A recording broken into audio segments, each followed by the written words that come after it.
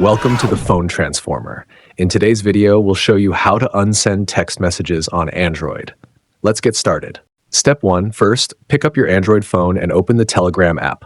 Double check that you're logged into the correct account to avoid any mix-ups. Step 2.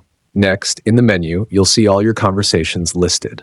Scroll through and open the chat where you sent the message you want to unsend. Step 3. Inside the chat, you'll find all your text messages.